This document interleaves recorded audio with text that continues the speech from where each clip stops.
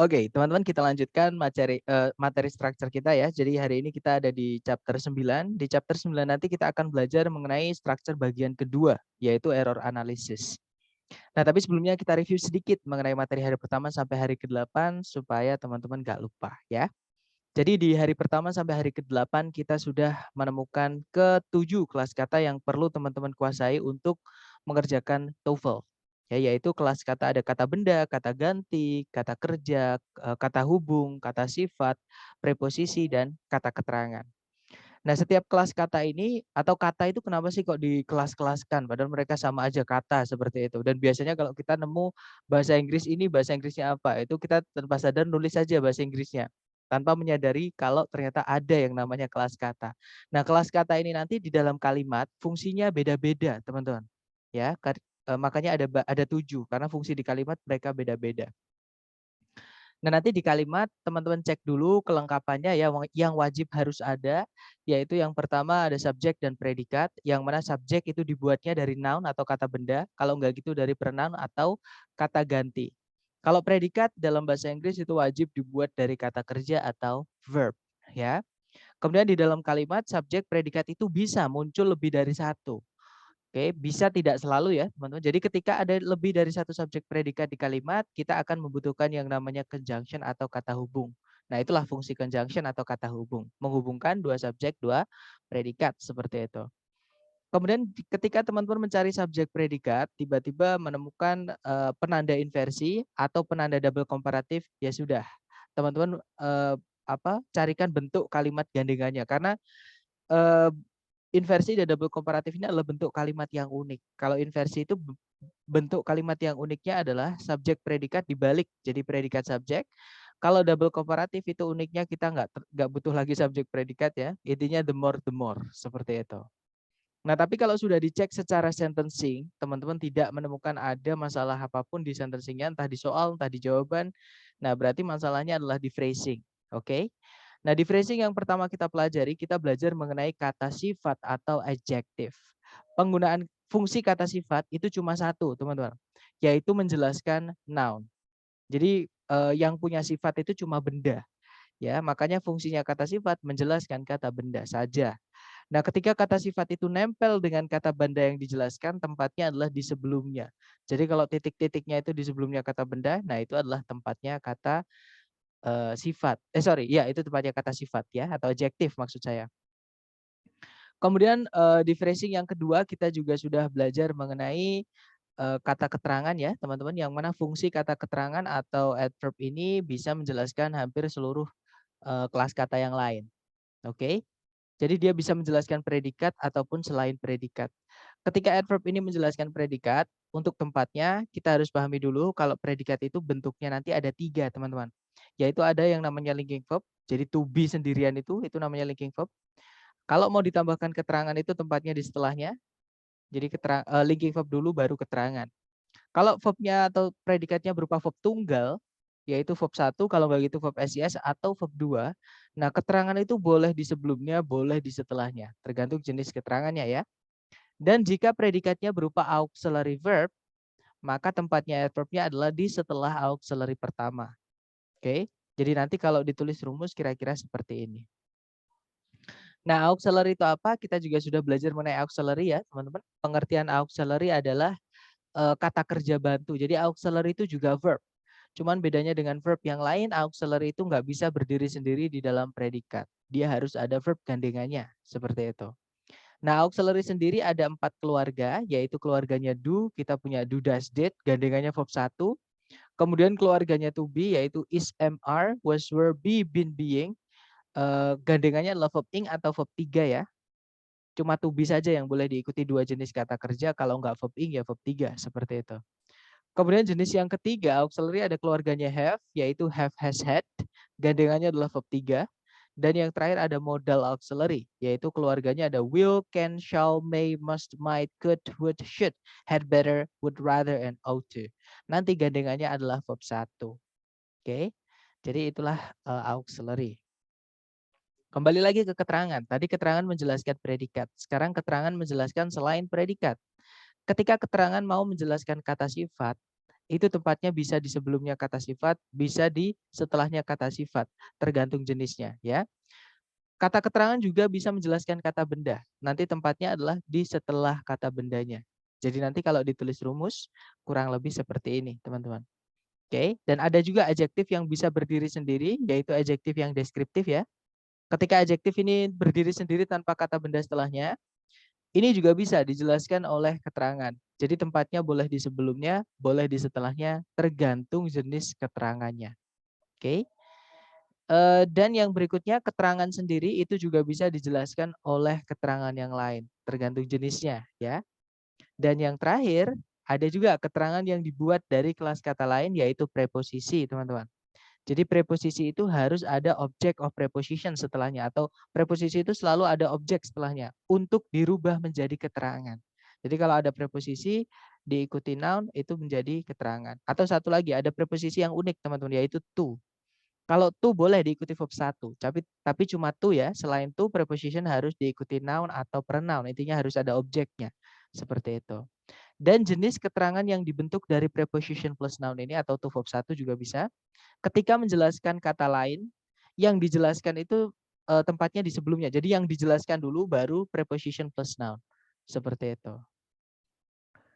Nah, kemudian di phrasing yang ketiga, kemarin ya, kita juga sudah belajar mengenai paired words atau gandengan kata. Jadi ada soal TOEFL itu yang TOEFL structure ya, yang cara mengerjakannya kita menemukan kata A, berarti cari di jawaban gandengannya, kata B misalnya seperti itu. Nah, untuk gandengan kata yang pertama ada di conjunction, yaitu ada but, or, nor, sama and. Nah, but biasanya ada also-nya, teman-teman, but also. Nanti sebelumnya ada not only biasanya, jadi not only but also. Contoh, kemudian berikutnya ada either or ya. Kalau nggak either biasanya whether juga bisa, teman-teman. Whether gandengannya juga or biasanya ya. Jadi either or atau whether or. Kemudian berikutnya ada neither nor. Kemudian ada both and. Seperti itu. Kemudian yang kedua gandengan kata ada di perbandingan. Perbandingan yang pertama caranya bilang sama dengan yaitu as atau the same as atau not so as. Seperti itu. Jadi as yang pertama itu keterangan atau adverb artinya sama. As yang kedua itu preposition artinya adalah dengan, seperti itu. Kemudian yang berikutnya ada more than. More di situ adalah keterangan ya, than-nya itu lebih dari. Itu kelas katanya adalah bisa preposisi, bisa conjunction, tergantung kata setelahnya apa. Kemudian yang terakhir caranya bilang yang paling, itu kita punya the most atau teman-temannya the ya. Jadi the-nya itu boleh diganti dengan teman-temannya the. Oke, nanti gandengannya the most yang paling itu bisa of, bisa in, bisa among. Kemudian untuk gandengan kata yang terakhir kita punya from gandengannya to, dari hingga atau sejak hingga. Atau between and, di antara dan. Ada to yang O-nya 2 artinya terlalu, gandengannya to verb 1 ya. Atau enough juga sama, nanti gandengannya bisa to verb 1. Kemudian ada so that, so-nya di situ keterangan, artinya sangat, that-nya artinya sehingga. Ada such that, sama such-nya di situ keterangan, artinya sangat ya, that-nya artinya sehingga. Kemudian ada such as, nah such di situ artinya adalah beberapa, as-nya seperti, dan yang terakhir ada ungkapan urutan yang dia diikuti oleh to verb 1, seperti itu. Nah, itu tadi adalah materi kita dari chapter 1 sampai chapter ke-8 ya, yaitu kenalan dengan kelas kata dan penggunaan khusus. Nah, hari ini kita akan belajar mengenai error analisis. Kalau di buku yang dikasih dari lembaga ke teman-teman itu yang teman-teman disuruh menentukan correct or incorrect itu. Oke, nah itu di bab namanya error analisis atau structure bagian kedua yaitu nomor 16 sampai 40. Nah, mungkin sebelum ke chapter 9 ada yang mau ditanyakan dulu dari teman-teman, silahkan. Saya, Sir. Boleh, Miss, silakan, Miss. Oke, terima kasih, Sir. Kalau di TOEFL sendiri, kalau misalkan untuk yang paired, paired words, Words, ya. ya, itu kalau misalkan contohnya kayak whether or not itu loh, Sir. Kalau itu apa harus memang whether bla bla bla or bla bla bla atau bisa langsung kayak misalkan kita lagi ngomong gitu whether or not. Apakah Ungkapannya, memahami? Miss. Iya iya. Ya, itu jadi gini. Terima kasih. Ada beberapa namanya fixed expression. Jadi fixed expression itu kayak misalnya sesuatu yang nggak bisa kita translate atau kadang malah grammarnya itu melenceng. Tapi kalau whether or not grammarnya tidak melenceng, teman-teman. Whether or not itu sama kayak kita bilang weather aja. Jadi itu kayak ungkapan biasanya dipakai di speaking, Miss. Biasanya di speaking caranya kita bilang whether or not itu bisa diartikan apa ya? Kalau kita ngomong eee, entah iya entah tidak gitu ya, sama aja kayak weather, entah kalau weather itu ya. Contoh lagi ini yang contoh ya teman-teman yang saya pernah nemukan itu yang ungkapan yang dia menyalahi grammar. Jadi contohnya adalah, "You are a dream come true." Nah kalau teman-teman lihat kalimat ini ada 2 predikat, yaitu come sama are. Yang mana secara aturan kalimat ini nggak boleh, tapi ini fixed expression, ungkapan. Memang sudah disepakati oleh yang membuat bahasa yaitu orang-orang Inggris dan orang-orang Amerika kalau cara bilang kamu adalah mimpi yang jadi kenyataan itu cara bilangnya you are a dream come true. Bukan you are a dream that come true atau that comes true atau coming true bukan, tapi you are a dream come true seperti itu. Jadi whether or not itu bisa dibilang itu ungkapan bisa atau apa ya, ya kayak kita bilang at least, in front of, itu kan nggak bisa kita gonta-ganti kayak gitu. Jadi udah dari lahir seperti itu. Tapi itu kalau di TOEFL whether or not itu di structure tidak keluar, Miss. Kalau di speaking kalau di listening kemungkinan keluar. Walaupun saya juga belum pernah menemukan ya. Tapi itu memang ungkapan yang dipakai di speaking seperti itu, Miss. Oke, terima kasih, Sir. Oke. Mungkin ada pertanyaan lagi silakan teman-teman.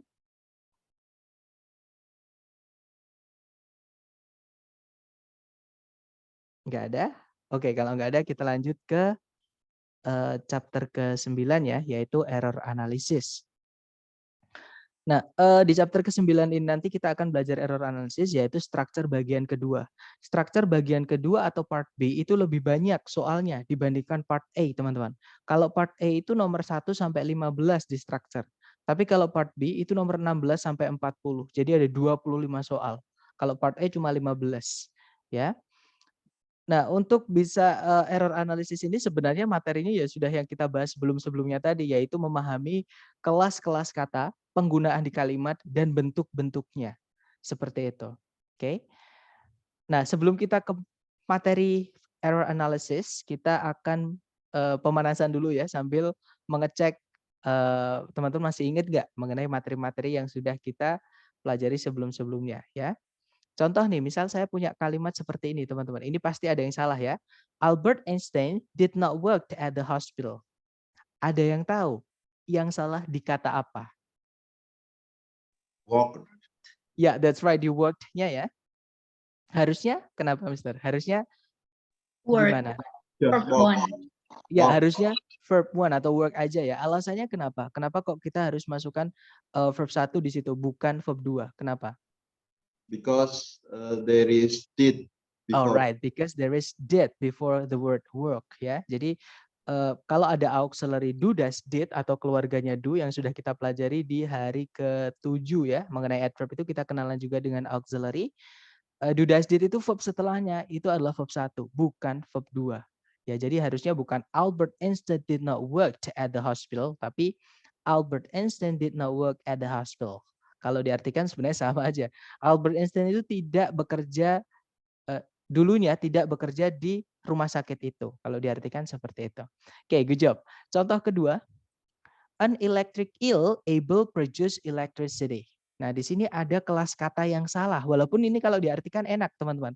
Kalau diartikan ya, seekor belut listrik mampu menghasilkan listrik. Tapi di kalimat ini ada kelas kata yang tidak tepat. Jadi ada kata sifat yang harusnya dia menjelaskan kata benda, tapi kata sifat ini menjelaskan kata kerja. Nah, akhirnya jadi salah. Ada yang tahu kata apa itu yang saya maksud? Able. That's right, able ya. Able itu kalau teman-teman cek di kamus, kelas katanya adalah adjective atau kata sifat. Yang mana kata sifat atau adjective itu fungsinya menjelaskan kata benda. Nah, di sini mampu menghasilkan, mampu menjelaskan kata menghasilkan. Nggak bisa, teman-teman. Nah, kebetulan, yang bisa menjelaskan kata kerja di predikat cuma 2 ya. Satu itu auxiliary, yang kedua adalah keterangan. Nah, kebetulan di auxiliary itu ada kata yang artinya sama-sama dapat atau mampu. Ada yang tahu di modal, teman-teman? Ada yang tahu kata apa itu? Can. Ya, that's right, can. Jadi able di situ harus kita rubah menjadi can. Jadinya an electric eel can produce electricity. Artinya sama, tapi kalimat ini lebih tepat.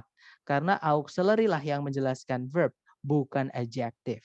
Seperti itu. Nah, nanti kalau diartikan sama tadi. Seekor belut listrik mampu menghasilkan listrik. Seperti itu. Kemudian contoh ketiga.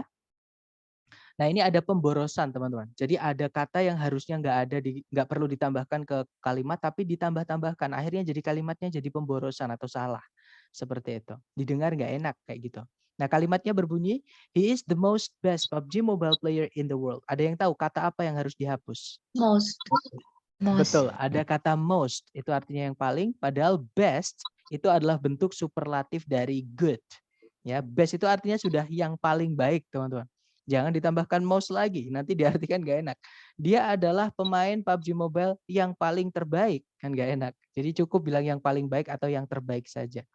Oke, jadi most-nya itu harus kita hapus karena itu pemborosan. Cukup kita bilang he is the best PUBG Mobile player in the world. Contohnya seperti itu. Kemudian contoh keempat, ini ada yang terbalik. Jadi dua kata posisinya itu dibalik. Nah, ini yang salah contohnya kalimatnya adalah the method new was proven to be effective. Ada yang tahu dua kata yang kebalik kata apa dan apa, teman-teman? The new method. That's right, the new method. Secara urutan ya, teman-teman, itu harusnya kata sifat dulu, baru kata benda. Oke, nah di sini ada kata benda dulu yaitu method, metode, baru kata sifatnya yaitu new. Yang mana salah? Kalau dalam bahasa Inggris sifat dulu baru kata benda. Ya, jadi harusnya the new method was proven to be effective. Metode yang baru itu terbukti ampuh atau efektif seperti itu. Nah, contoh terakhir ini yang paling sering salah ya kebanyakan karena memang nggak kelihatan, teman-teman. Kata yang salah itu nggak ada di soal. Karena memang si pembuat soal menghilangkan kata yang harusnya ada. Contohnya kalimatnya yang salah seperti ini. One the most important skills to acquire is communication. Ada yang tahu kata apa yang hilang dan di mana, teman-teman? Off gitu. Off. Ya, harusnya di mana itu? Ada off yang hilang di kata? One of the most One important of. skill. Betul. Jadi harusnya one of the most important skills to acquire is communication. Oke, jadi kalau kita nggak kasih off di situ nanti subjeknya double, teman-teman. Ada kata ganti one atau pronoun ya, one. Karena setelahnya nggak ada kata benda berarti one ini pronoun. Nah setelahnya ada determiner, ini memulai noun phrase atau memulai subjek baru. Oke, berarti nanti ada dua subjek yang mana tidak boleh. Ini kalau di structure bagian pertama biasanya di situ ada titik-titiknya, teman-teman. Nanti diisi dengan preposition supaya tidak double subjeknya. Ya, nah itu harusnya ada off di situ supaya kata benda yang kedua berubah menjadi keterangan. Jadi harusnya one of the most important skills to acquire is communication. Salah satu kemampuan yang paling penting untuk dimiliki adalah komunikasi. Seperti itu. Oke, nah itu adalah contoh-contoh bentuk kesalahan yang teman-teman nanti akan temui atau si pembuat soal di soal struktur bagian kedua itu buat seperti itu. Nah, dengan mengenali teknik membuat soalnya, kita bisa mempermudah cara menganalisa. Jadi materi sudah kita bahas di hari pertama sampai hari ke-8. Sekarang bentuk soalnya aja, teman-teman, yang dibedakan. Oke. Yaitu kalimat utuh, nanti di kalimat itu ada yang disalahkan seperti itu. Nah, yang tadi ya, jadi error analisis itu dari contoh yang sudah kita pemanasan tadi, itu dibagi ke dalam 4 tipe atau 4 jenis. Yaitu yang pertama ada namanya misformation. Dari kata form artinya bentuk. Formation itu pembentukan. Mis itu salah, jadi pembentukan yang salah. Nah, misformation nanti ada dua, teman-teman. Ada yang kelas katanya itu sudah salah, ya, maksudnya kelas katanya yang salah, jadi harus kita carikan kelas kata lain yang artinya mungkin sama. Ada juga yang kelas katanya sudah benar, tapi bentuknya salah. Karena kelas kata itu bisa bentuk-bentuk beda-beda. Contohnya nih kata kerja, teman-teman. Bentuk kata kerja itu ada banyak sekali di kalimat ya. Yang pernah di awal dulu saya jelaskan ke teman-teman. Ada verb 1, verb SES, verb 2, verb 3, verb ing, to verb 1, dan auxiliary verb. Seperti itu. Itu adalah walaupun sama-sama verb tapi bentuknya beda, otomatis penggunaan di kalimat juga beda ya. Kemudian kesalahan kedua yang pemborosan tadi namanya addition atau penambahan kata yang nggak perlu. Jadi si pembuat soal itu menambahkan satu kata di kalimatnya. Seperti akhirnya jadi salah, jadi pemborosan. Seperti itu. Kemudian yang ketiga ada misordering. Dari kata order artinya urutan. Ordering pengurutan atau penempatan urutan. Miss itu salah. Jadi misordering itu penempatan kata yang salah. Jadi ada dua kata, si penulis itu membaliknya. Jadi kebalik. Misalnya all of jadi of all kayak gitu misalnya ya. Atau contohnya tadi new method jadi method new seperti itu. Kemudian kesalahan yang terakhir ini yang saya bilang paling nggak kelihatan tadi, paling banyak yang kesulitan di sini ya, namanya omission teman-teman. Yaitu si pembuat soal itu menghapus atau menghilangkan satu kata yang harusnya ada di dalam kalimat tersebut. Seperti itu. Oke, kita rinci satu-satu. Kita bahas misformation dulu.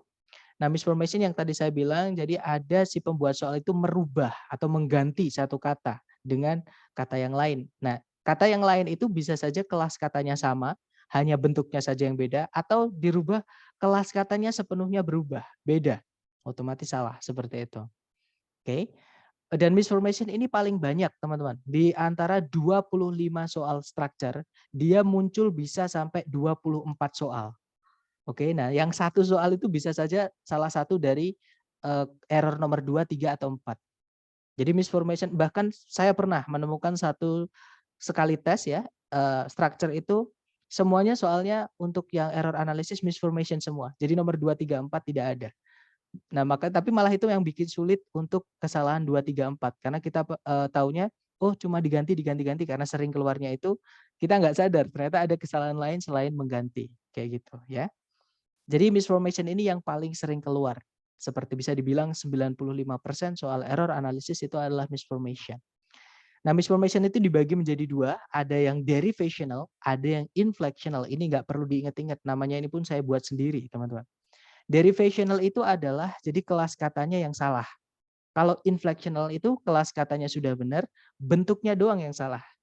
Contoh, yang tadi ya, yang kelas katanya salah tadi adalah yang able produce. Able itu kata sifat, fungsinya menjelaskan kata benda, tapi di sini able menjelaskan kata kerja, yang mana nggak bisa. Oke, nah ini contoh kelas kata yang salah, maka harus kita carikan kelas kata yang bisa menjelaskan kata kerja, yang artinya sama dengan able, seperti itu. Oke, kemudian yang kedua, yang bentuk kelas katanya itu benar, kelas katanya benar maksud saya, tapi bentuknya yang salah. Contohnya tadi ada did not work. Nah, did itu auxiliary. Auxiliary itu setelahnya harus ada kata kerja yang dibantu. Nah, di situ setelahnya did sudah ada worked. Nah, cuman work-nya ini bentuknya yang salah, teman-teman. Karena setelah do das did bukan verb 2 atau verb 3, tapi harusnya verb 1 atau bare verb atau verb asli. Ya, jadi harusnya did not work aja, nggak usah ditambah ed. Seperti itu. Nah, contoh lain nih, misalnya. Untuk yang kelas katanya salah, teman-teman. Itu my cat died yesterday. Ini kalau kita artikan ke bahasa Indonesia, enak-enak aja. Kucingku mati kemarin. Nah, tapi kalau dicek, kalimat ini sama sekali tidak ada predikatnya. Tidak ada kata kerja sama sekali. Yang mana di dalam bahasa Inggris, predikat itu harus berupa kata kerja. Nah, berarti di situ kita kehilangan predikat, teman-teman. Kebetulan ada kata kerja yang artinya juga mati, yaitu die. Tulisannya D-I-E, D-I-E ya. Itu mati karena ada yesterday itu harus lampau, jadinya died. Nah, itu dead-nya harus diganti jadi die. Jadinya my cat died yesterday. Artinya sama, kucingku mati kemarin. Cuman yang bawah itu ada predikatnya ya. Dead itu kata kerja, teman-teman. Verb 2 dia. Kalau yang atas dead itu bang tulisannya EA itu dia adalah kata sifat atau adjektif. Nggak bisa jadi predikat. Ya.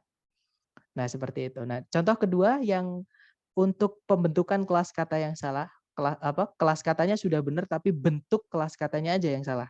Contohnya adalah many wild animal are endangered today. Ada yang tahu kata yang salah kata apa, teman-teman?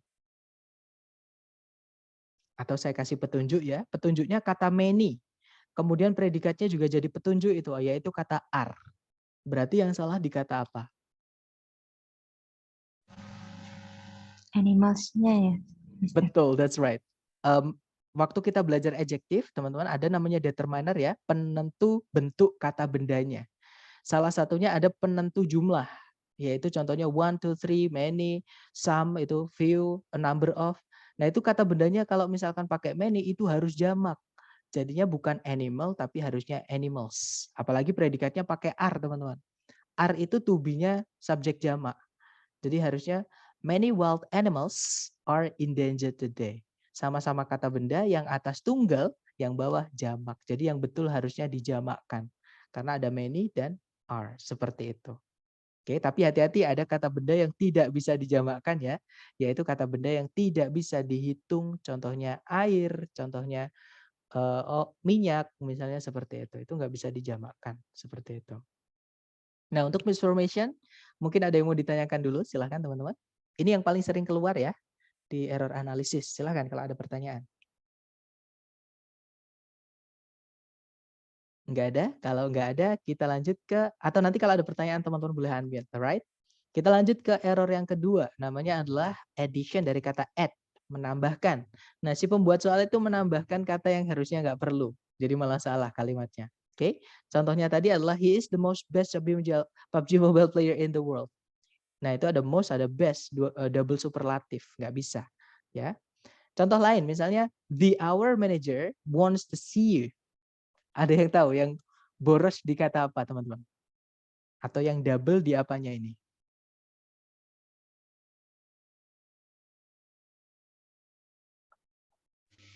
Our. Iya, betul. Our atau the-nya ya, salah satu. Ini materi kita hari ke-6, teman-teman, mengenai adjektif. Di dalam adjektif yang determiner, itu ada yang saya kotakin oranye. Ada yang masih ingat? Yang dikotakin oranye itu kenapa? Kenapa kok yang lain putih, dia ke oranye sendiri? Nggak Ada yang masih boleh barengan, harus salah satu. Betul, kita hanya bisa memilih salah satu aja di dalam kotak oranye itu untuk satu kata benda. Nah, di soal ini atau di kalimat ini, kata benda manager itu dijelaskan oleh double determiner yang di dalam kotak oranye, yaitu the sama our. Itu salah satu harus kita hapus. Misal yang saya hapus adalah the-nya. Jadinya nanti our manager wants to see you. Apakah kalau hour-nya dihapus nggak apa-apa? Nggak apa-apa, teman-teman. Intinya salah satu dihapus ya. Nanti kalau hour-nya dihapus ya, the manager wants to see you. Itu juga boleh. Seperti itu. Oke, kemudian yang ketiga error ada misordering, pembalikan posisi kata yang harusnya apa dulu baru apa. Nah itu dibalik kayak gitu. Contohnya yang the method-nya tadi, harusnya new method. Memang untuk kata sifat dan benda ini sering sekali keluar teman-teman di error analisis yang jenis misordering. Dan misordering ini cara mengenalinya di soal ya. Kalau saya selama berkali-kali saya tes, saya kenalnya soal ini gini teman-teman. Jadi nanti kalau teman-teman menemukan ada kan nanti di kalimat itu kan ada 4 yang digarisbawahi. Nah yang satu itu berbentuk kata saja, jadi yang digarisbawahi cuma kata seperti itu. Nah entah yang 2, entah yang 3, intinya ada yang digarisbawahi itu berupa frase. 2 kata, 2 kata, 2 kata. Nah teman-teman cek dulu yang berupa frase. Yang berupa, karena biasanya itu adalah soal misordering walaupun tidak selalu ya teman-teman. Tapi caranya mengenali misordering itu soalnya kayak gitu. Biasanya yang 2 itu berupa kata, yang 2 itu berupa frase yang digarisbawahi. Nah itu cek dulu yang frasenya. Kalau nggak gitu kadang yang 1 berupa kata, yang 2 itu yang 3 itu berupa frase. Kayak gitu. Itu sering banget misordering itu bentuk soalnya seperti itu. Saya juga dapat itu tips itu juga dari ketika saya membuat-buat soal. Jadi mengkategorikan soal-soal yang saya dapat dari tes TOEFL itu, kemudian saya analisa sendiri, saya kategorikan, oh ternyata cara mengenalinya seperti itu. Ya. Nah, contoh lain teman-teman, ada yang kebalik di kalimat ini. The actor main forgot the script. Ada yang tahu yang kebalik di kata apa dan apa? The main actor. Right. Actor main ya harusnya the main actor. That's right. Jadi kata sifat dulu baru kata benda. The main actor forgot the script. Pemeran utama itu atau pemeran utamanya lupa naskahnya. Seperti itu. Dan yang terakhir yang saya bilang tadi paling sulit ya teman-teman karena paling jarang keluar. Itu adalah omission. Dari kata omit artinya menghilangkan atau menghapus seperti itu. Nah omission ini si pembuat soal menghilangkan satu kata yang harusnya ada. Contohnya yang one the most tadi ya, harusnya one of the most important skills to acquire is communication. Dan pinter yang bikin soal itu teman-teman. Yang dihilangkan itu biasanya peritilan-peritilan kecil. Jadi misalnya nih, misalnya cuma the yang dihilangkan. Atau misalnya tadi preposition of. Tapi itu penting, itu harus ada kayak gitu di kalimat. Misalnya preposition to, nah itu kan peritilan-peritilan kecil. Di soal sudah ada subjek predikat, nah subjek predikat itu jarang sekali dihilangkan. Yang dihilangkan itu yang peritilan-peritilan kecil tadi yang saya bilang tadi. Ya. Nah contoh lain seperti ini teman-teman. Man hit into that tree last night. Kalau diartikan, pria menabrak pohon itu tadi malam. Nah kalau diartikan aja nggak ada yang nggak enak. Ada yang tahu yang nggak enak dikata apa? Pria menabrak pohon itu tadi malam.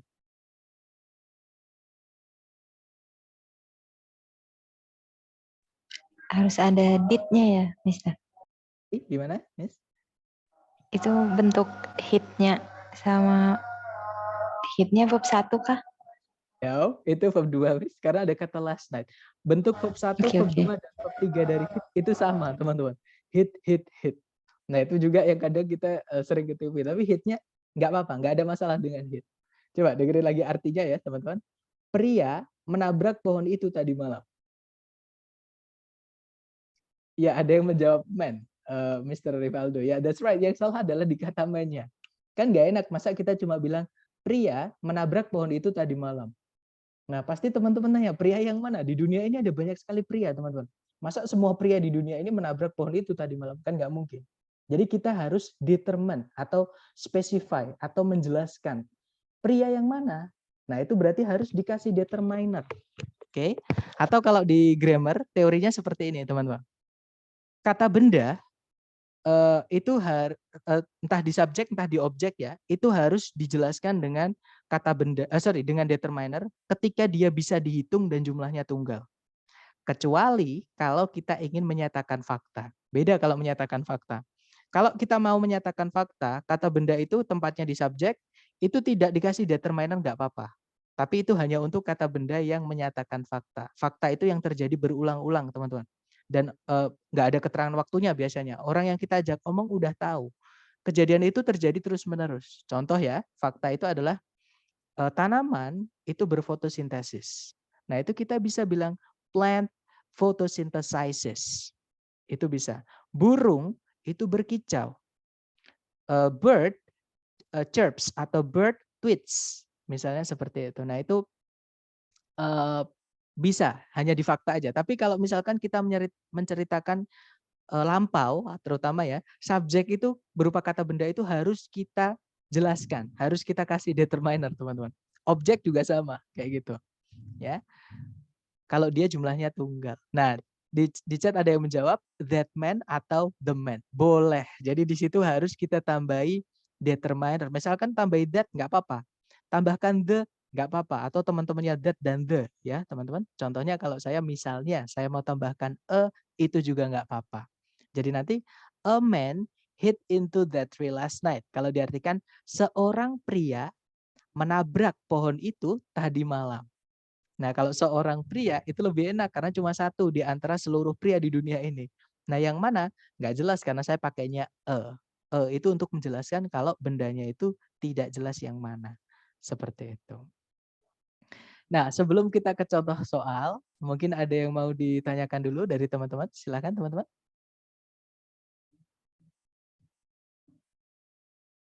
Nggak ada ya. Sekarang kita coba ke contoh soal. Dicoba dulu, contoh soal ya, Contoh soalnya kira-kira seperti ini. Jadi teman-teman nanti menemukan ada kalimat utuh seperti ini, terus ada 4 garis bawah. Nah, di antara 4 itu kita diminta untuk mencari yang salah yang mana. Oke. Nah, kalau saya sebenarnya langsung aja ketemu teman-teman, kelihatan. Tapi untuk teman-teman yang benar-benar pemula ya dengan TOEFL belum pernah ikut tes TOEFL sama sekali atau latihan TOEFL sama sekali, saran saya dicek dulu kelengkapan subjek predikat. Alright. Jadi kelengkapan kalimat dicek dulu. Contoh, gypsum itu dia sebagai subjek, kata benda tepatnya di depan. Predikatnya adalah is. Tarik ke belakang lagi ada conjunction that. Setelahnya ada subjek, predikat is. Tarik ke belakang lagi sudah tidak ada conjunction, subjek ataupun predikat. Nah, kalimat sudah lengkap ya. Sentencing nggak ada masalah. Oke, berarti lupakan sentencing, masalahnya di phrasing. Baru kalau di phrasing kita langsung ke yang digaris bawahi. Kita cek sebelum dan setelahnya. Nah, di sebelumnya itu to be. To be itu pasti ketika dia berdiri sendiri ya, teman-teman. Pasti dia berhenti. Nggak dijelaskan oleh kata setelahnya. Jadi dia berdiri sendiri. Artinya kata setelahnya itu gandeng dengan kata setelahnya lagi. Nah, to di sini dia menjelaskan kata setelahnya yaitu soft. Soft itu kelas katanya kata sifat ya, teman-teman, artinya lembut. Dia dijelaskan dengan to itu keterangan. Nah, memang yang bisa menjelaskan kata sifat hanya kelas kata keterangan. Jadi secara kelas kata, to ini sudah benar. Kita lanjutkan, tarik ke belakang. Nah, ternyata ada kata that. Ini materi kita kemarin, teman-teman, yaitu tentang paired words. Yang saya minta untuk difoto itu jangan dihafal itu ya. Nah, di chat ada juga yang menjawab yaitu so, gandengannya that. Betul. Jadi yang salah adalah kita balik lagi ke to tadi ya. To ini kelas katanya sudah benar, teman-teman, adverb. Tapi secara gandengan kata ketika kita chapter 8 ya, gandengannya that itu bukan to. Gandengannya that itu adalah so, teman-teman. Oke, ya sudah, berarti yang salah ya to itu. Jawabannya berarti yang to itu. Oke. Jadi harusnya so that. Itu harusnya gypsum is so soft that it is easy to scratch it with a fingernail. Nah, kalau contoh yang saya buatkan buat teman-teman kemarin mengenai paired words. The weather is so hot that I've spent all my money on iced tea. Cuacanya sangatlah panas sehingga saya menghabiskan semua uangku untuk membeli es teh. Ya kan? Nah, kalau sekarang gypsum is so soft that it is easy to scratch it with a fingernail. Kalau diartikan gips itu sangatlah lunak sehingga mudah sekali untuk menggoresnya hanya dengan kuku jari. Seperti itu. Gips itu yang buat kalau misalkan ada kaki atau tangan kita patah itu, teman-teman, itu dikasih gips itu. Nah, itu gypsum seperti itu. Biasanya dipakai di bangunan juga ya. Nah, untuk dari contoh pertama, ada yang mau ditanyakan dulu? Atau kalau teman-teman mau memastikan ya, ngecek jawaban yang lain juga bisa dengan sistem eliminasi. Kalau yang Bravo, ada subjek predikat setelah conjunction, nggak ada masalah ya. Apalagi it, gandengannya memang is kalau to be. Scratch itu verb 1. Sebelumnya ada to, memang to gandengannya verb 1. Nggak ada masalah berarti. Kemudian fingernail itu tunggal, kata benda. Satu ya, kata benda tunggal, karena sebelumnya ada artinya sebuah, seekor, seorang, pokoknya se atau satu. Ya berarti kata bendanya sudah benar, jumlahnya 1. Ya sudah, berarti yang salah yang to tadi. Harusnya so, karena gandengannya to bukan that. Gandengannya to itu ya to, teman-teman. Seperti itu. Gimana? Mungkin ada pertanyaan? Silahkan. Kalau nggak ada, lanjut ke contoh kedua ya. Sama, nanti jadi ada satu kalimat utuh seperti ini, ada 4 garis bawah, teman-teman disuruh mencari satu yang salah. Buat teman-teman yang belum pernah pelatihan error analysis, disarankan untuk mengecek dulu kelengkapan subjek predikatnya. Jadi di situ ada cadence, subjek, kata benda ya. Predikatnya may be considered. Oke. Kemudian sudah tidak ada penanda subjek predikat lagi, artinya kalimat sudah lengkap. Nah ya sudah, berarti kita nggak kehilangan subjek ataupun nggak kehilangan predikat, dan kita juga nggak kekurangan subjek, nggak kekurangan predikat. Oke, masalahnya bukan di sentencing tapi di phrasing. Kita lihat be di situ to be ya teman-teman, auxiliary. Sebelumnya itu bentuk pertama karena sebelumnya ada modal. Nah modal kalau mau diikuti verb lagi setelahnya, di sini auxiliary verb ya, yaitu to be, itu harus bentuk pertama atau bentuk asli. Berarti be itu nggak ada masalah. Oke. Be diikuti verb 3, nggak apa-apa, dia pasif teman-teman. Dan consider itu salah satu kata kerja yang dia ketika dipasifkan boleh punya objek. Ya, di sini dia consider itu punya objek walaupun pasif, yaitu the rise and the fall. Ini kata benda teman-teman. Rise and fall dihubungkan dengan fanboys and, berarti nggak ada masalah ya fanboysnya. Be-nya tadi juga nggak ada masalah. Nah kata benda sebelumnya ditambahkan determiner itu juga nggak ada masalah. Nah berarti pasti yang salah di yang terakhir, yaitu yang delta. Benar saja teman-teman. Di sebelum kata intensified itu ada kata in. Masih ingat preposisi itu aturannya setelahnya harus ada apa teman-teman? Masih ingat preposisi harus diikuti? Noun. Noun, that's right. Atau pronoun ya. Intinya butuh objek di setelahnya preposisi untuk dirubah menjadi keterangan. Nah ya sudah, ini materi kita hari 7 kemarin ya, mengenai adverb, preposisi harus diikuti kata benda. Ya ada yang salah intensified, harusnya itu dirubah menjadi kata benda. Oke, jadi penjelasannya, preposition gandengannya adalah noun. Nanti berarti bukan intensify tapi intensification harusnya.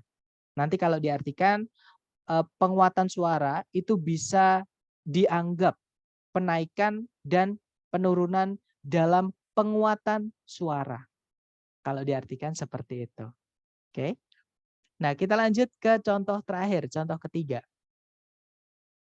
Sama buat teman-teman kalau misalnya jarang untuk latihan error analisis atau baru atau awam ya mengenai ini, kita cek dulu subjek predikatnya. Di situ ada kata benda cities, artinya kota. Predikatnya adalah have. Kemudian nah sudah lengkap, berarti nggak ada masalah secara sentencing. Berarti masalahnya bukan di sentencing. Baru kita bisa mengecek satu-satu. Di situ, nah ini yang saya bilang tadi teman-teman. Kalau ada dua yang digarisbawahi itu berupa kata, yang dua berupa frase, teman-teman cek dulu yang berupa frase. Kemungkinan besar itu adalah misordering atau kepembalikan dua posisi kalimat yang, posisi kata yang terbalik kayak gitu. Di situ yang pertama series kata benda, major kata sifat. Nah ketemu langsung teman-teman yang saya maksud tadi. Ini adalah noun, ini adjektif. Harusnya ketika noun mau dijelaskan dengan adjektif dan adjektifnya nempel dengan kata benda, tempatnya atau urutannya adalah kata sifat dulu, baru noun. Jadi itu harusnya bukan series major, tapi harusnya major cities. Nah nanti kalau dibaca, most major cities in the United States have at least one daily newspaper. Kalau diartikan, hampir seluruh kota-kota besar di Amerika Serikat memiliki setidaknya satu koran harian atau surat kabar harian seperti itu. Nah dari ketiga contoh tadi sebelum kita ke praktek latihan buat teman-teman, mungkin ada yang mau ditanyakan dulu, silahkan teman-teman.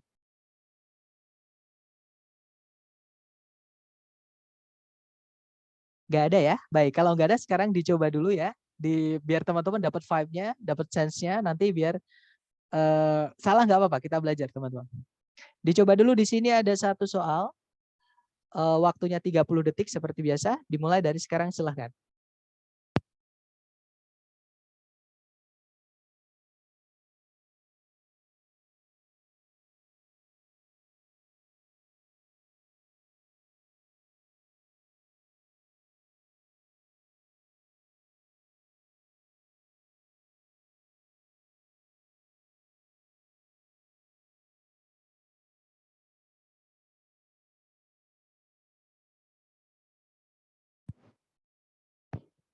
Oke, 30 detik sudah habis. Yang sudah nemu jawaban boleh dikirim di chat. Sedapatnya dulu.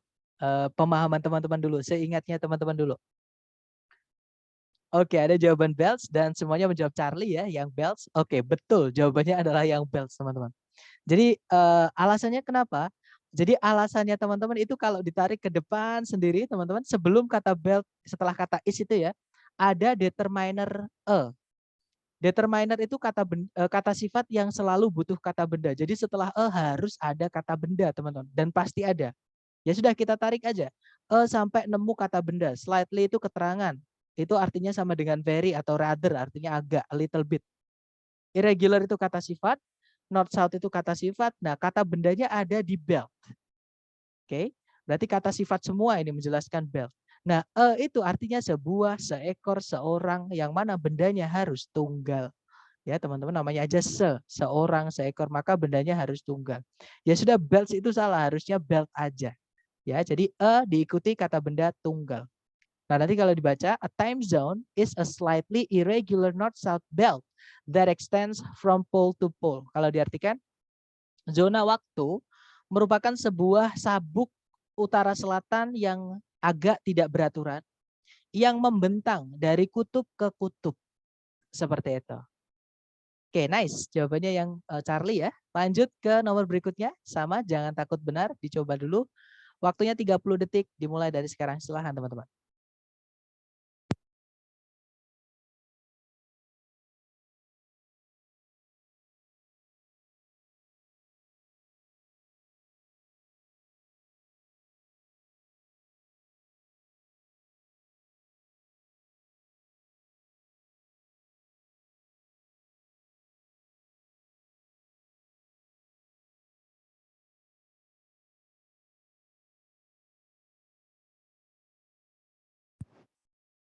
Oke, 30 detik sudah habis. Silahkan yang sudah nemu jawaban boleh dikirim di chat. Ya, jawabannya yang alpha ya, yang alike. Good job teman-teman. Betul, jawabannya yang alpha. Alasannya kenapa? Alasannya adalah kelas katanya alike itu kata sifat. Ya, teman-teman. Alike itu kelas katanya adalah adjektif. Oke. Nah, adjektif itu tidak boleh punya objek. Yang boleh punya objek itu cuma 2 kelas kata, yaitu preposisi. Preposisi itu selalu butuh objek, teman-teman. Selalu butuh object of preposition setelahnya, yaitu noun tadi. Kalau nggak gitu pronoun. Nah, kemudian verb. Kalau verb tidak selalu, tergantung verb itu butuh objek atau tidak. Ya. Jadi adjektif tidak boleh punya objek seperti itu, teman-teman. Nah, berarti yang salah ya sudah alike di situ. Artinya alike itu mirip atau seperti. Nah, kebetulan ada preposisi. Memang di situ kita butuhnya preposisi ya, nggak mungkin verb, teman-teman. Itu kita butuhnya preposisi. Ada preposisi yang artinya juga sama-sama seperti atau mirip, kayak gitu. Yaitu kata like. Jadi di situ harusnya bukan alike tapi like, ya. Nah, nanti kalau dibaca like a chicken, the grouse has 4 toes, with the hind one raised above the ground. Kalau diartikan mirip seekor ayam. Mentok atau jenis bebek yang nggak bisa terbang itu ya, memiliki 4 jari kaki. Dengan salah satu bagian belakangnya itu mencuat atau dinaikkan atau apa ya, menghadap melawan tanah. Jadi hadapnya ke atas bukan ke bawah kayak gitu, teman-teman. Oke, lanjut lagi ke next number. Dicoba lagi ya, jangan takut salah. 30 detik dimulai dari sekarang, silahkan teman-teman.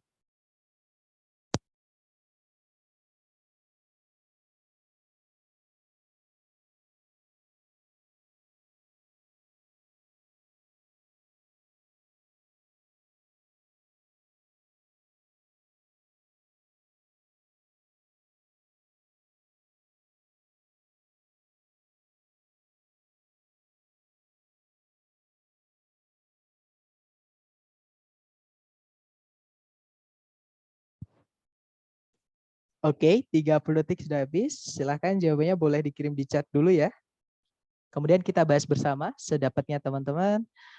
Oke, semuanya menjawab reason. Betul teman-teman, jawabannya adalah reason ya. Good job. Ternyata tidak tertipu. Jadi alasannya kenapa? Kata kuncinya teman-teman adalah a variety of. Itu satu kata ya teman-teman. A variety of itu artinya bermacam-macam atau bervariasi atau beragam. Yang mana itu adalah kata sifat yang menjelaskan bendanya harus jamak. Jadi bermacam-macam alasan. Itu berarti alasannya banyak ya, bukan cuma satu. Kayak gitu. Sama kayak a lot of, teman-teman. A variety of itu sama dengan a lot of. Sama dengan a number of. A lot of itu artinya banyak. A number of itu artinya sejumlah. Jadi dia kalau diikuti kata benda yang bisa dihitung, kata bendanya harus jamak. Seperti itu. Contohnya? Ini contohnya ya. Jadi every year Colorado is visited by millions of tourists who come for a variety of reasons. Kalau diartikan setiap tahun Colorado itu dikunjungi oleh jutaan turis atau pengunjung yang datang untuk beragam alasan atau tujuan seperti itu. Oke, good job. Lanjut lagi ke next number. Dicoba dulu, jangan takut salah. 30 detik dimulai dari sekarang. Silahkan teman-teman.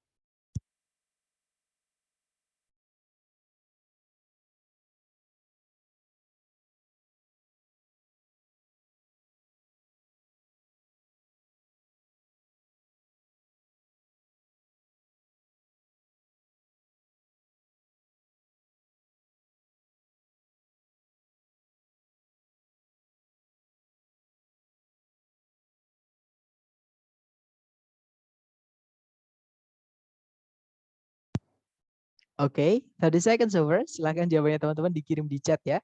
Kemudian kita bahas bersama sedapatnya teman-teman dulu. Silahkan. Oke, ada jawaban many, ada jawaban alpha ya. Betul, semuanya jawabannya alpha ya. Good job. Jawabannya memang yang alpha teman-teman. Nah, cara mengerjakannya gini. Nah, di situ kan yang digarisbawahi kebetulan di dalam subjek itu ada 2. Jadi yang dianggap salah atau yang dicurigai menjadi salah di dalam subjek itu ada 2. Jadi kemungkinan salah satu dari 2 ini salah. Kenapa salah? Karena many itu hanya bisa menjelaskan kata benda, many of the ya teman-teman, hanya bisa menjelaskan kata benda jamak. Sedangkan wealth ini kata bendanya tidak bisa dihitung, nggak bisa dijamakkan. Jadi harusnya bukan pakai many, harusnya pakai much. Atau kalau wealth-nya yang salah, harusnya ini diganti dengan kata benda yang jamak, yang bisa dijamakkan, yang artinya sama-sama artinya harta benda atau kekayaan. Seperti itu ya. Nah, untuk menentukan yang salah many harus diganti jadi much atau wealth harus kita carikan kata benda yang jamak, itu kita cari predikatnya. Kita lihat di dalam predikat. Predikatnya menggunakan is, teman-teman. Is itu untuk subjek tunggal ya. Jadi predikat is itu untuk subjek tunggal. Jadi ketemu ya, wealth sudah benar. Kata benda yang tidak bisa dihitung itu tidak bisa dijamakkan dan selalu dianggap tunggal. Oke, ya sudah, yang salah many-nya. Untuk bilang banyak, kata benda yang nggak bisa dihitung, itu kita bilangnya bukan many tapi much. Jadi di situ harusnya much of society's wealth is controlled by large corporations and government agencies. Jadi bukan many of the tapi much of the ya. Bedanya many sama much. Many itu kata benda yang bisa dihitung dan jamak ya. Kalau much itu kan untuk bilang banyak tapi kata benda yang nggak bisa dihitung. Contohnya banyak air, contohnya banyak informasi. Itu informasi air itu nggak bisa dihitung, teman-teman. Seperti itu. Kita lanjut lagi. Sorry kalau udah ya, silakan Mas. Berarti kalau many itu nanti dia tuh are ya? Betul, kalau many subject nanti predikatnya jadinya are harusnya. Seperti itu, Mas. Terus kalau misalkan tadi saya sempat bingung antara many sama agencies. Iya. Agencies itu kan dia pakai IS kan, itu karena corporation and government itu dua itu ya, makanya agencies. Jadi betul, jadi N-nya di situ menghubungkan corporations dan agencies, Mas. Jadi dua-duanya sama-sama dijamakkan. Karena dua-duanya sama-sama bisa dihitung. Masih ingat, fanboys menghubungkan dua yang setara. Secara posisi kata, fungsi kata, dan bentuk katanya. Seperti itu. Gimana, dapat ya? Jadi itu masih nyambung sama yang depan juga kan? Betul, tapi dia fungsi, gimana Mas? Apa udah ikutin yang si by large corporation and government aja, nggak usah ngaruh sama yang depannya. Maksudnya ngaruh sama yang depannya gimana, Mas? Maksudnya dengan is-nya kah? Oke, good. Nah, teman-teman, bentuk predikat itu hanya dipengaruhi oleh subjek. Contohnya I, to be-nya am. Nah, misalkan objeknya jamak, itu nggak masalah, tidak ada pengaruh apa-apa dengan si predikat. Karena kenapa kok seperti itu? Karena di dalam kalimat objek itu tidak selalu wajib ada. Ya, entah objeknya kata kerja atau objeknya preposisi, teman-teman. Oke. Jadi contoh nih, kata kerja yang nggak ada atau kalimat yang nggak ada objeknya nih. Saya sedang tidur, bahasa Inggrisnya adalah I, atau nggak mungkin ya kita tidur ngomong, atau saya sedang makan misalnya. I am eating. Titik. Nah, di setelahnya am eating itu nggak ada kata benda lagi, yang mana am di situ bukan dipengaruhi oleh setelah kata bendanya, tapi sebelum kata kerjanya. Jadi cuma yang mempengaruhi bentuk predikat itu hanya subjek, Miss. Setelahnya predikat itu nggak ada hubungan apa-apa dengan predikat, kecuali inversi ya. Nah, tapi untuk inversi itu harus ada penanda inversi dulu di depan sebelumnya subjek. Materi kita hari ke-4. Tapi kalau kalimatnya tidak diinversi alias urut, subjek dulu baru predikat, setelahnya predikat itu nggak ada hubungan apa-apa dengan bentuk predikat. Seperti itu, Miss. Oke, jelas. Thank you, sir. Oke, dapat ya. Alright, that's good question. Mungkin ada pertanyaan lagi. Silahkan teman-teman. Nggak ada? Baik, kalau nggak ada kita artikan. Nah, itu tadi much of society's wealth is controlled by large corporations and government agencies.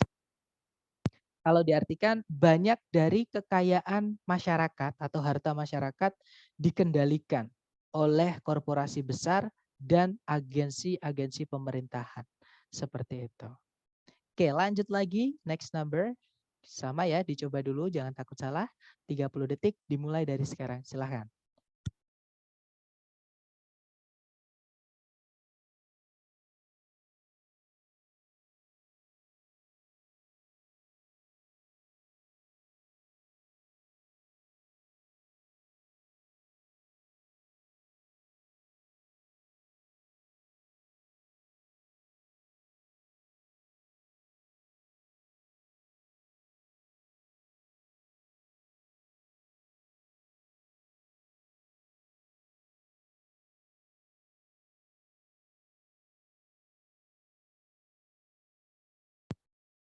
Oke, 30 detik sudah habis.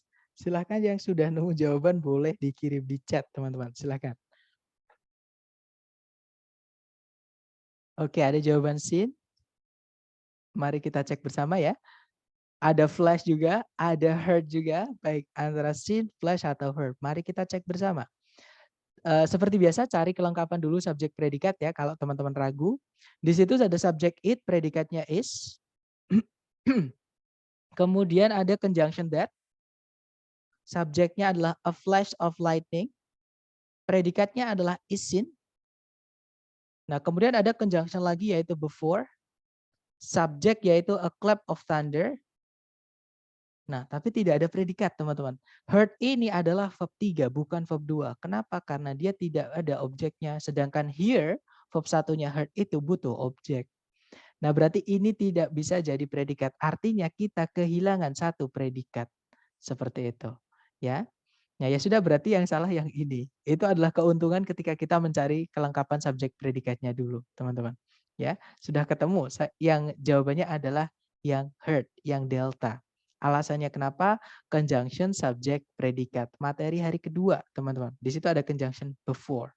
Ya, jadi harusnya it is common knowledge that a flash of lightning is seen before a clap of thunder is heard.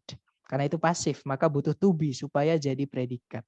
Nah, nanti kalau diartikan sudah menjadi pengetahuan semua orang atau rahasia umum gitu ya, bahwa sebuah kilatan cahaya terlihat atau dilihat sebelum sambaran petir terdengar atau didengar. Seperti itu. Jadi itu omission. Nah, yang saya bilang tadi, omission itu memang paling sulit. Kenapa? Karena nggak kelihatan yang salah di kata apa. Yang salah itu hilang, nggak ada di soal, teman-teman. Seperti itu. Ya, jadi harusnya is heard. Seperti itu. Jadi atau kalau gini, nanti teman-teman menemukan soal yang sulit ketika latihan, teman-teman nggak menemukan ini setiap kata kayaknya udah benar semua. Teman-teman cek kelengkapannya. Subjek predikat, subjek yang saya bilang tadi ya. Nah, kemungkinan itu yang hilang adalah yang membentuk subjek predikat atau biasanya ada yang hilang menjadi subjeknya double. Contohnya yang one the most tadi. Itu kan jadi double kayak gitu. Jadi harus ditambahkan preposition contohnya tadi. Kalau ini harus tambahkan to be supaya verb 3 menjadi predikat pasif. Seperti itu. Kita lanjut lagi atau mungkin ada pertanyaan dulu, teman-teman?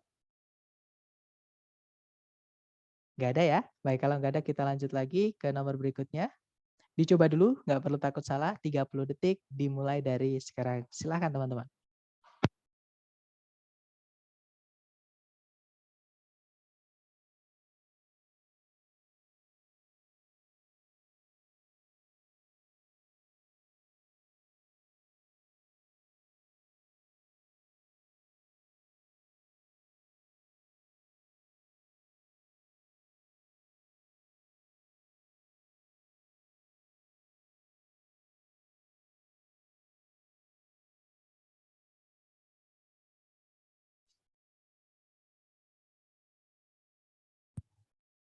Oke, 30 detik sudah habis. Yang sudah nemu jawaban boleh dikirim di chat. Ini addition, teman-teman. Harus ada yang dihapus ini dari kalimat ini karena ada pemborosan kata. Oke, ada jawaban ago. Ya, betul. Jawabannya adalah yang ago, teman-teman. Ya. Jawabannya ago kenapa? Karena ada kata for. Atau kita cek dari awal ya subjek predikatnya dulu. Kalau ditarik dari depan ke belakang ada kata benda faces, tempatnya di depan, fix itu subjek. Predikatnya adalah have served. Dia jamak, have itu untuk subjek jamak ya karena verb 1. Subjeknya sudah jamak, faces berarti yang alpha nggak ada masalah. Kemudian primary itu kata sifat menjelaskan kata benda divisions, nggak ada masalah ya secara fungsi kelas kata. Time itu kata benda karena sebelumnya ada preposition of, nggak ada masalah juga untuk kelas katanya. Nah, di sini ada kata for, teman-teman. Ini petunjuknya, teman-teman. For itu kalau diikuti waktu, artinya adalah selama. Ya. Jadi artinya adalah selama. Nah, kalau kita mau pakai selama, cukup setelahnya diikuti berapa lama. Jadi durasi, cukup diikuti durasi. Sedangkan kata waktu kalau ditambahkan arti ago itu bukan durasinya, tapi kapan mulainya. Jadi kalau diartikan pun nggak enak, teman-teman. Kalau diartikan ya, fase dari bulan telah berperan sebagai pembagi waktu pokok atau utama selama ribuan tahun yang lalu. Nggak enak kan? Atau contoh deh yang enak aja yang dalam bahasa Indonesia aja. Misal saya mau bikin kalimat menggunakan kata selama. Saya punya 2 kalimat. Saya bekerja atau saya sudah bekerja di sini selama 10 tahun yang lalu. Itu kalimat pertama ya. Kalimat kedua, saya sudah bekerja di sini selama 10 tahun. Enak yang mana teman-teman? Yang atas atau yang bawah? Bawah. Yang bawah ya, masa selama 10 tahun yang lalu. Kalau pakai yang lalu itu bukan pakainya selama, tapi pakainya sejak teman-teman ya. Jadi pakainya since, bukan selama tapi sejak. Nah, saya sudah bekerja di sini sejak 10 tahun yang lalu. Nah, kalau sejak itu diikuti kapan waktu mulainya. Tapi kalau selama bukan diikuti kapan mulainya, tapi berapa lamanya. Seperti itu ya. Jadi selama atau for diikuti kata benda durasi, bukan kapan mulainya atau starting time. Jadi itu ditambahi sama si pembuat soal kata ago. Memang secara makna tipis banget di dalam bahasa Indonesia ya. Karena kalau diartikan pun ini tidak kelihatan kayak gitu. Jadi teman-teman ingat-ingat kalau ada for itu cukup diikuti kata benda waktu untuk selamanya atau durasinya saja ya. Jangan ditasi ago. Tapi kalau pakai since atau sejak baru kita boleh masukkan ago di situ. Seperti itu. Oke, nah nanti kalau dibaca, the phases of the moon have served as primary divisions of time for thousands of years. Kalau diartikan, fase-fase dari bulan telah berperan sebagai pembagi waktu utama atau primer selama ribuan tahun. Kalau diartikan seperti itu. Nah, itu tadi adalah kenalan bentuk soal error analisis ya, teman-teman. Nah, kenapa kok saya nggak dari awal kasihkan soal error analisis ini? Nah, takutnya teman-teman tidak tahu ada 4 bentuk kesalahan tadi. Ya, jadi sebenarnya ada 4 kesalahan tadi, teman-teman. Jadi ada misformation, ada omission, ada addition, dan misordering. Nah, takutnya ketika teman-teman kita belajar dari awal, saya belum kenalkan ini, nanti bingung. Maksudnya seperti itu. Ya, jadi sekarang teman-teman sudah tahu, nanti ketika latihan error analisis, ada 4 kemungkinan yang setiap di garis bawah itu yang salah. Entah ada yang hilang di dekatnya, atau dia harus dirubah, atau itu harus dihapus, atau harus dibalik dengan gandengannya. Seperti itu. Nah, sebelum kita tutup nih, mungkin ada pertanyaan dulu dari teman-teman. Silahkan, teman-teman.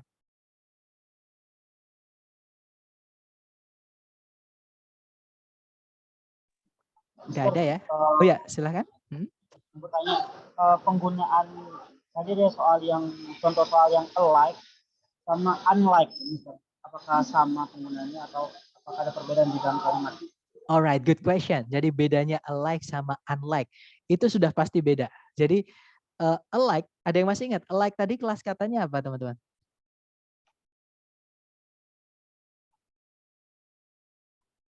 Ada yang masih ingat? Alike itu kelas katanya apa? Jangan takut salah. Sama kayak Adjektif. ini. Ya, dia adjektif atau kata sifat. Oke, fungsinya hanya bisa menjelaskan kata benda. Dan alike ini unik, teman-teman. Uniknya kenapa? Alike ini walaupun adjektif, dia tidak boleh nempel dengan kata benda. Jadi ini jenis kata sifat yang hanya bisa berdiri sendiri tanpa kata benda. Seperti ini. Beberapa kata sifat ada seperti itu. Ya, salah satunya alike. Oke, kemudian yang kedua, unlike. Sorry, like dulu. Like tadi kan sudah kita bahas di soal ini ya. Like artinya seperti juga atau mirip juga. Kelas katanya adalah preposisi yang artinya seperti atau mirip ya. Bukan yang artinya suka atau menyukai, itu kata kerja. Preposisi artinya seperti. Dan sekarang unlike. Nah, un itu hanya tambahan saja. Artinya tidak. Ke apa? Hampir ke kata-kata kayak misalnya kata sifat ataupun preposisi. Jadi like itu bisa ditambahkan an sebelumnya. Kelas katanya tetap dia akan menjadi preposisi, cuman beda arti saja. Artinya menjadi tidak seperti. Jadi itu kalau alike saya ganti unlike sebenarnya nggak apa-apa. Tapi nanti faktanya harus beda ya. Jadi unlike a chicken, misalnya gitu. Jadi tidak seperti ayam atau chicken-nya saya ganti. Unlike a cat, tidak seperti kucing. Kayak gitu ya. The grouse has 4 toes. Mentok itu memiliki 4 jari kaki dengan bagian belakangnya itu mencuat ke atas tanah atau melawan arah tanah seperti itu. Jadi bisa dibilang unlike itu kelas katanya adalah preposition, Mister. Oke, thank you, Mister. Alright. Nah, kalau teman-teman dapat vocab baru seperti ini, apalagi pecahan-pecahan gini, tolong ditulis ya, karena unlike itu sering sekali keluar di TOEFL, teman-teman. Itu pertanyaan bagus sekali. Unlike, like, sama alike ini sering sekali keluar di TOEFL. Nah, mereka beda kelas kata, pemakaiannya juga beda, seperti itu. Nah, teman-teman nanti akan tahu maksud saya kenapa sering keluar, itu ketika teman-teman latihan soal. Hajar aja latihan dari saya. Nanti kalau kurang saya masih punya banyak sekali untuk error analisis ini ya. Nanti kalau ada kesulitan apapun silahkan japri saya. Nanti akan saya bantu lewat WhatsApp sebisa saya. Kalau saya nggak bisa ya saya carikan sampai ketemu seperti itu. Sir, Gimana? Iya Miss, silahkan. sorry, mau confirm yang tadi itu alike itu sebenarnya kan adjektif. Kalau adjektif itu kan adjektif noun kan sebelum Betul. ditaruh noun. Tapi karena dia pengecualian itu ya. Betul, jadi ada beberapa kata sifat teman-teman yang dia itu nggak boleh ketemu sama kata benda. Walaupun fungsinya menjelaskan kata benda, tapi dia nggak bisa nempel. Salah satunya kata alike ini. Alike itu hanya bisa tempatnya di belakang setelah predikat teman-teman. Contoh, kamu terlihat mirip atau Rita dan Wawan terlihat mirip. Itu bahasa Inggrisnya bisa pakai like. Nanti kalau ditranslate Rita and Wawan kelihatan mirip, look alike. Nah, itu bisa. Tapi kalau misalkan kita tambahi Rita and Wawan are alike people, itu nggak bisa, teman-teman. Jadi alike itu nggak boleh ditambahi kata benda setelahnya, nggak bisa. Dia hanya bisa berdiri sendiri seperti ini, contohnya. Hanya ada sedikit ya, kata sifat yang hanya bisa berdiri sendiri seperti ini adalah hanya sedikit, teman-teman. Nggak banyak seperti itu. Ada juga, kan tadi saya bilang kata sifat itu nggak boleh punya objek, right? Tapi ada beberapa kata sifat itu ada yang boleh punya objek, teman-teman. Tapi itu nggak keluar di TOEFL structure kok. Jadi aman, nggak perlu di apa namanya? Nggak perlu dipikirkan dalam-dalam. Karena grammar itu sebenarnya luas, teman-teman. Makanya jangan terpatok kalau ini harus ini, kalau ini harus ini. Sebenarnya enggak. Selalu ada pengecualian seperti itu. Cuman teman-teman fokus aja dengan yang sudah saya kasihkan. Yang nggak saya kasihkan itu sudah saya filter, berarti itu belum pernah saya temui selama saya tes TOEFL. Seperti itu. Gimana? Mungkin ada pertanyaan lagi?